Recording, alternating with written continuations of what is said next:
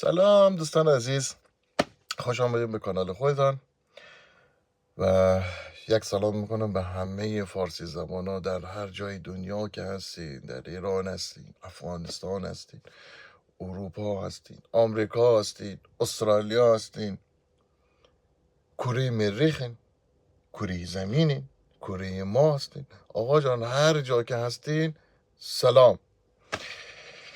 بچه همطور که قول داده بودم و شما هم خیلی خواسته بودین بچه و راجع به این 10 تا کارت افوار کنترله و حق میدون بچه چون این 10 تا کارت و توی کارت هم 7 تا سواله بچه، خیلی استرسزا هست و خیلی مهم که خدای نکرده در روز امتحان اگر از این 10 تا از این کارت ها 7 تا سوال بچه اگر دوش فالن شدین تمام شد، اصلا دیگه شما را روی اتوبوس سوار نمیکنه. یعنی یکی از شرطهای امتحان شهری اتوبوس همین 10 تا کارت افوار کنترله و خیلی مهم است در کلاس DDE CCE ماشین سنگین، مخصوصا در آلمان که خودتان هم میدانین بچه قوانین راهنمایی رانندگی خیلی سخت و خیلی مهم هست و دولت آلمان نسبت به بقیه کشورها بچه خیلی سخت میگیرن. یک سفارش هم بیشتر لونگم برای ما اومد ساعت 16:04. الان ساعت چند؟ 3. 1 ساعت وقت داریم چیزمون هم پیدا میکنیم و باید سریع بریم طرف ماربورگ. بعد پدرش نالد بچه. الان حرکت کنیم بریم ماربورگ، تا اونجا 20 دقیقه داریم. باشه بچه ویدیوی قبلی بچه کارت 1 با هم دیگه کار کردیم و این ویدیو بچه میریم سراغ کارت شماره 2 و 7 تا سوالی که توی کارت شماره 2 هست. و گفتم بچه آلمان یکی از کشورهای عضو اتحادیه اروپا هست که در برای گواهی نامه مخصوصا ماشین سنگین DDE CCE C1 A1 A B2 B1 C1 چه میدونم الی آخر خیلی سخت و خیلی جدی میگیره و هر کسی که میخواد راننده ماشین سنگین شوه، اتوبوس، الکاوی، هر چی فرق نمیکنه، باید این مرحله ها رو بچه باید بگذرنه و تمامی این سوال ها باید جواب داده بشه که انشالله امروز بچه ها ما بریم بشر رو بیارم اسم نو نیکیوئن اکسوان انها یا فیلیپینیه بچه. شما نگاه کنین اسمش میتونی بخونین نوکسوان انها نی انی که سنار الله عالمی چی رقم نامه. بریم میره بیاریم بعد به پازه بعدی میشینیم بچه باز ای کارت دوم با هم دیگه کار میکنیم. نشد دیگه الان مزاحم اومد دیگه، پس ما بریم میره برداریم بیاریمش و دوباره با هم دیگه صحبت میکنیم. فعلا بچه. بله بچه ما اینجا رسیدیم در ماربورگ و نگاه کردیم داریم 1 نیم ساعتی وقت هست میتونیم سری ویدیو رو ضبط بکنیم و کارت شماره 2 رو بخونیم. پس بدونی پرحرفی بریم سراغ کارت Abfahrt Kontrolle, Karte 2. Karte 2. Hallo und herzlich willkommen zu unserer Abfahrkontrolle Bus. In der Prüfung ist es so, dass ihr nicht nur fahren. بچه‌ها این فالقا واقعا خیلی قشنگ داره توضیح میده این کارت رو. بچه‌ها خوب دقت بکنین، در حرفای من خیلی دقت بکنین و حرفای این فالقا خیلی گوش بدین، دقت بکنین. فیلم و ویدیو رو بچه‌ها 2-3 دفعه نگاه بکنین که قشنگ بفهمین. خب sondern auch eine Abfahrkontrolle an diesem Reisebus machen müsst. Dafür bekommt ihr eine dieser 10 Kontrollkarten vom Prüfer, die ihr in der Hand halten dürft, dann mit der Kontrollkarte um den Bus lauft, um dem Prüfer dann die 7 Fragen, die auf den یه کارت در میارین از پروفا میگیره و شما یه کارت رو در میارین و دور بوس میچرخین و سوالایش جواب میدین همونجوری که قبلا هم گفتم. Karten stehen zu beantworten. Wir fangen jetzt mal an mit der Karte 2. Beginnt mit der Frage Bedienung der Schalter am EG-Kontrollgerät. بچه همونجوری که گفتم در ویدیوی قبلی سوال همین دستگاه ایگی کنترله بچه در هر کارتی یکی دوتایی هستن چون اینقدر مهم هست توی هر کارتی یکی دوتا داره. خوب دقت کنید. Dafür müssen wir in dem Bus an das EG-Kontrollgerät. So, da haben wir hier einmal das EG-Kontrollgerät. Die linke Taste ist die sogenannte Return-Taste, also wenn man zurückspringen möchte im Display. بدینون ده کارت بچه ها یعنی که کار کردن با این دستگاه رو مگه برای ما نشان بده. خب شما میایین جوری همین دستگاه و بهش صحبت میکنین که این مثلا او دکمه رو میزنم برمیگرده، دکمه فایل پایین بزنیم مثلا او پاوزه و سایت و اینجور چیزا رو میتونیم امتحان کنیم، فایل بالا رو بزنیم مثلا چیزای دیگه رو میتونیم امتحان کنیم. اوکی زدیم مثلا او کاری که انجام دادین ما ثبت میکنیم، بعد دو راننده یک و دو فاقا یک و فاقا دو و اینجور چیزا. Dann einmal die Pfeiltaste nach oben, quasi die Menüführung, diese beiden Pfeile. Dann die Bestätigungstaste OK. Dann erster Fahrer auswählen der Symbole Fahrer 1, wenn ich nur kurz drauf drücke. Wenn ich lange drauf drücke, kommt die Schub. یعنی در واقع بچه به پروفا نشان بدین کار کردن با این دستگاه رو بلدین. خب او دکمه برمیگرده، اون فایل بالا مثلا انتخاب میکنین چه کار الان انجام میدین، آربایتین، رانندگی، پاوزه، این هر چیزی. پایینش هم به همون صورت اوکی که بهش تاییدش میکنین کاری که انجام دادین. فاقا یک مثلا اگر او دکمه راننده ها را نگر دارین به 3 ثانیه و شوبلادینش میه بالا که کارت میذاره داخلش رو بعد میبندی و تمام. Raus zum Einlegen der Fahrerkarte. Das gleiche bei Nummer 2. Auswählen der Symbole Fahrer 2, wenn ich nur kurz drauf drücke. Wenn ich lange drauf drücke, kommt die Schublade für die Fahrerkarte 2 heraus. Die nächste Frage wäre Prüfen der Druckwarneinrichtung. Jedes Fahrzeug, das druckluftgebremste da ist, hat... سوال شماره 2 Druckwarneinrichtung. به فارسی چجوری بخوام صحبت کنم؟ بذار بریم توی ویدیو. Eine Warneinrichtung, die den Fahrer davor warnt, dass wir eventuell ein Leck in der Druckluftanlage haben. Somit auch dieser Bus. Das heißt, um die Druckwarnanlage zu überprüfen, schalte ich die Zündung des Busses an. Das habe ich bereits. سوال شماره 2 کارت 2 Druckwarneinrichtung. اول کلید ماشین رو روشن میکنید، اتوبوس رو روشن میکنید که برق به پشت آمپر. Und fange an, mit dem Fuß auf dem Bremspedal zu pumpen. با پای سمت راستتان، اصلا نه با پای سمت چپ، پای سمت راست، چون پروفا بالا سر داره شما رو نگاه میکنه. اگه شما با پای سمت چپ ترمز هی فشار بدین و اشتباه میگیرید، میگه آقا برو پایین، اصلا تو راننده نیستی. با پای سمت راست ترمز اینقدر فشار میدین، ول میکنین، فشار میدین، ول میکنین، فشار میدین و ای پس پس پس پس پس پس میکنه. همین. Wir sehen hier die beiden Doppeldruckmanometer, die jetzt erkennbar abfallen.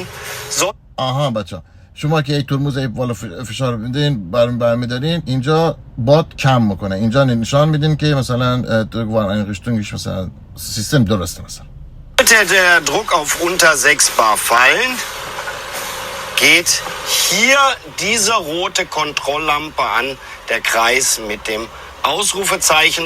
بعد روی مانیتور اتوبوس‌ها که همه پیشرفته معمولا دیگه علامت باد میاد، یعنی که باد چیز کمه. وقتی که زیر 6 بار به 6 بیاد اونجا سایشن میزنه، علامت میزنه که مثلا باد اتوبوس الان مثلا بادش کمه.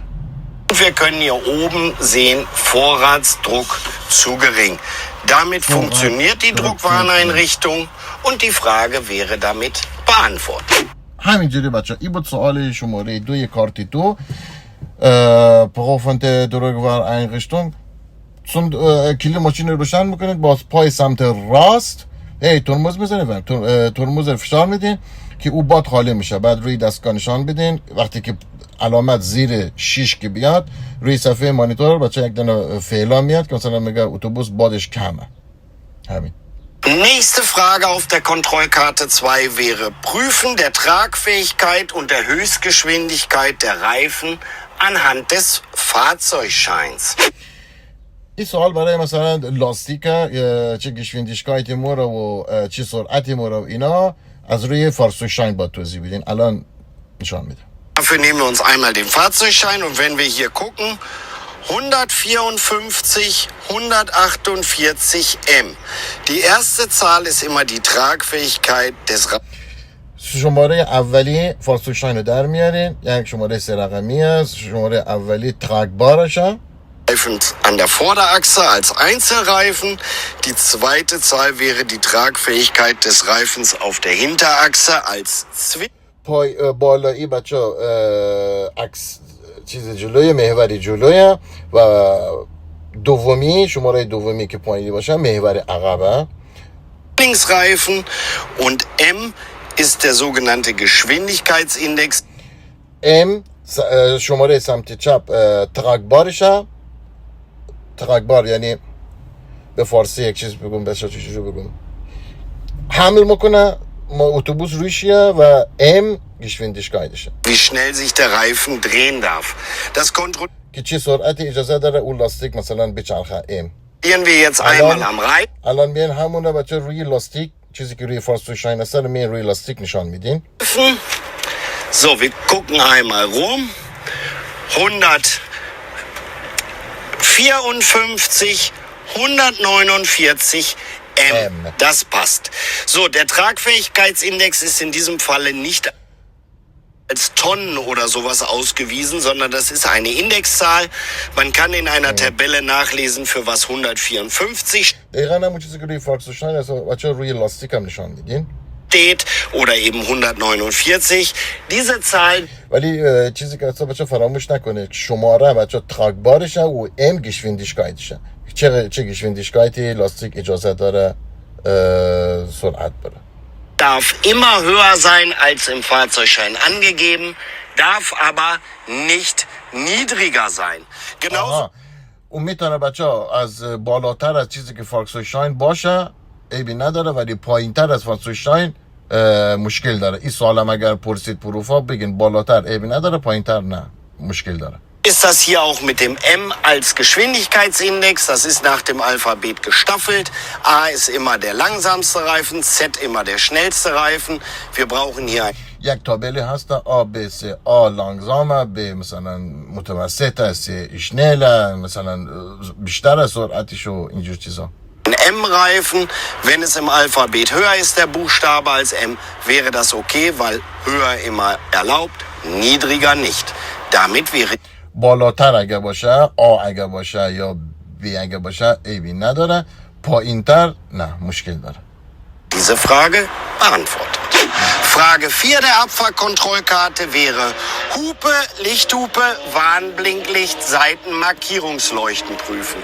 Da سوال شماره 4 که بچه ها دیگه این که خیلی راحته. هوپن بوغ نشان میدین و دیگه نمیدنم وان بلیگلیشت نشان میدین و 4 تا چراغ که همزمان روشن میشن و چراغای بغل نشان میدین زایتن لیشت نشان میدین و اینا.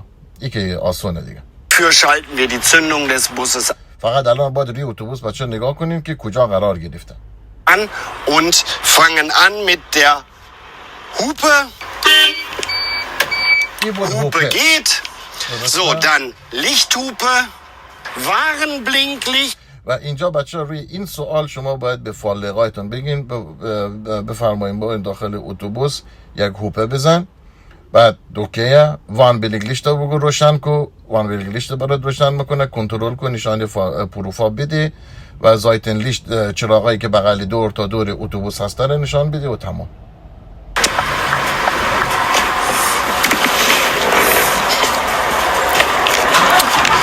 Und die Seitenmarkierungsleuchten wären die Leuchten, die hier an der Seite sind. Seitenmarkierungsleuchten. leuchten. Das kontrollieren wir natürlich einmal rund um den Bus. Kommen wir nun zu Frage 5 der Abfahrkontrollkarte 2. Sichtprüfung von Kühler, Kühlleitung, Kontrolle des Kühlflüssigkeitsstandes. Dafür müssen wir einmal...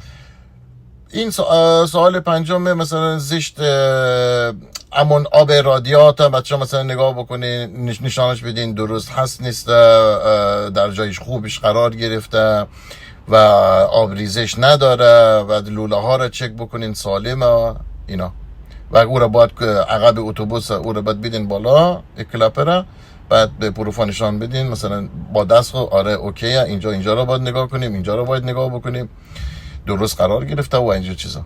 Nach hinten an den Bus. Hier sehen wir den Kühlflüssigkeitsstand des Motors. Voll, wie man sieht. Diesen Behälter bitte nicht bei heißem Motor aufschrauben, da er unter Druck steht. So, und dann schauen wir uns mal die Leitungen hier an. Also تمام اون کل فلوسیشکاید، لایتونگش، بعد لوله ها و موله ها و اینجور چیزا رو همه رو چک بکنین، نشان بدین که درسته. باید او بسته که روی لوله قرار میگیره اون درست باشه، زدگی نداشته باشه لوله ها و همه چیزاش کامل باشه. Die hier runtergehen, alles aus Gummi. Gummi darf nicht porös sein, darf kein Leck haben, also es darf keine Kühlflüssigkeit austreten. Des Weiteren, ob die Schellen hier fest auf der Verrohrung sitzen. شیلن بچه شیلن اونو ما بستم مگه. خب شیلن یعنی هنشل داره، دستبندم مثلا میگن هنشل، او شیلن هم میگن اونو بستایی که محکم میگیره اونا رو میگن. Das ist alles richtig. So, dann gucken wir uns mal den Kühler an sich an. Der Kühler liegt hier, wenn man mal hier durchfilmt, auf der linken Seite. Kühler به حساب رادیات گفته فارسی ما میشه رادیات، که او در سمت بغل اتوبوسه که او رو از اون درش باز میکنه نشان میده که او هم باید تمیز باشه، زدگی نداشته باشه، گرد و خاک نداشته باشه، که قشنگ باد از وسطشان باید قشنگ بره و اینا. اما چیزایی که نشان بدین بعد کف اتوبوس نشان بدین که آب نریخته و تمام دیگه. این میشه سوالش. Dafür muss ich die Klappe hier links öffnen und dann sehen wir hier den riesengroßen Kühler liegen. Ja, da müssen wir darauf achten, dass der Kühler sauber ist, so dass schön Luft. مثلا تمیز باشه، اینا باید بگیم مثلا باید زاوبا باشه، گرد کثیف نباشه، باد قشنگ باید از وسط چی بره و برگرده و اینا، بعد آب ریزش نداشته باشه و اینا. اینی رو به پروفا باید بگیم. Durchstreichen kann und auch mal unter den Bus gucken, ob in irgendeiner Form Kühlflüssigkeit در واقع همین سوال توی سوال کارت یکم بود. Ausläuft. Damit wäre die Frage beantwortet. Kommen wir nun zur Frage 6 der Abfahrkontrollkarte 2. Unterlichtkeile, Anzahl, Unterbringung. Die Unterlichtkeile sind hier in den Klappen verstaut. Diese Klappen kann man nicht einfach aufmachen. Deswegen einmal mir bitte folgen in den Bus. Um die Klappen öffnen zu können beim Bus, bitte einmal diese beiden Schalter drücken. بعد اون بچه کلاپی که اونجا سر نمیتونین با دست خود چیز کنین دیگه. او داخل خود اتوبوس بچه دو تا چیز داره، کلید داره، از کلیدا رو باید باز کنین. Die Unterlichtkeile beziehungsweise der Unterlichtkeil liegt bei diesem Bus in diesem Unterlichtkeit بچه باید جلوی اتوبوس سمت چیز جلو سمت چپ Unterlichtkeit اونجا وایساده. Unterlichtkeit بچه چیزی که اتوبوس خراب میشه میذارین زیر چرخ اینا.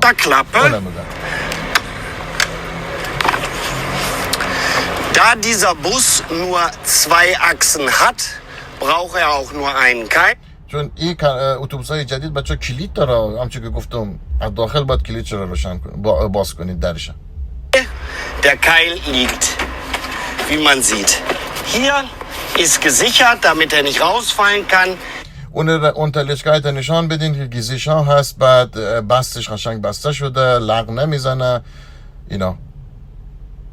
Ist heile und groß genug für den Bus.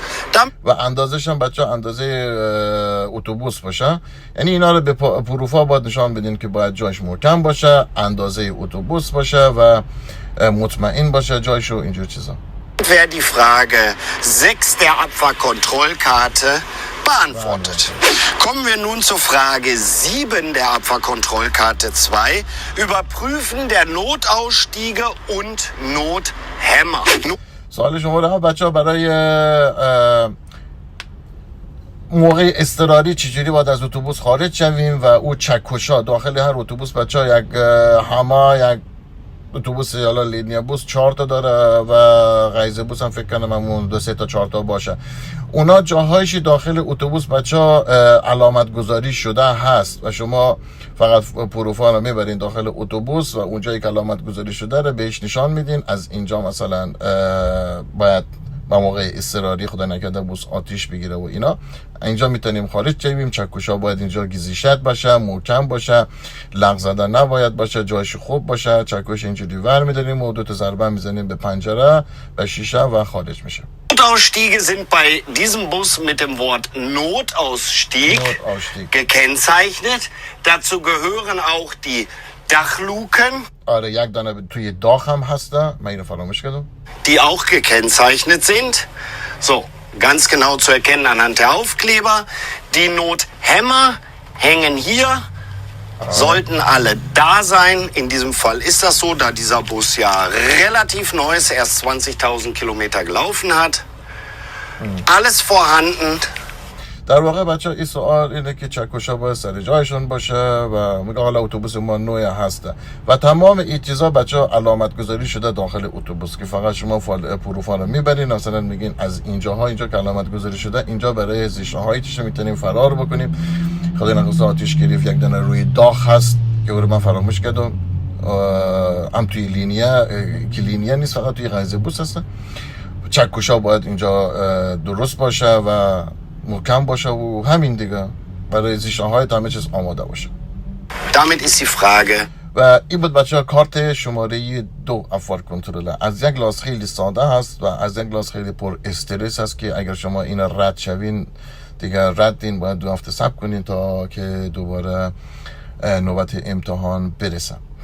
و خواهشی که از شما دارم بچه ها اینه که ما این افار کنترل بچه ها به زبان ساده عامیانه خودمون با هم دیگه صحبت میکنیم. به شما در توضیح میدم که اون کسی هم که اگر سوادش اونقدر بالا نباشه با این صحبت کردن یا از من قشنگ بچه ها بفهمه. یعنی یک چیز خیلی دوستانه و خیلی عامیانه است که انشالله همه میفهمین. اونجوری نیست که خیلی سخت باشه داداش بگو که من نفهمیدم این چجوری شد چجوری نه. یعنی یک جوری من صحبت میکنم که یعنی برای همه یک بچه کوچیک هم قابل فهم باشه. و این هم بچه سوال شماره کارت شماره 2 بود که امیدوارم که دوربین افتاد. امیدوارم که به دردتون خورده باشه. نظریات خاله بچه بنویسین. دوست دارین ندارین، آیا خوب هست نیسته، بچه نظریات رو توی کامنت بنویسین و برای حمایت از ما بچه ویدیو رو لایک کنین و دوستانتون که تازه وارد فارشله شدن و میخوان این کار رو انجام بدن یا دوست دارن این کار رو انجام بدن بفرستین تا اونام به درد اونام بخوره. دمی همگی شما گرم بچه ها. تا کارت شماره 3 ویدیو بعدی شما رو به خداوند کریم و رحیم میسپارم. خدا یار و مددگار همه شما. خداحافظ.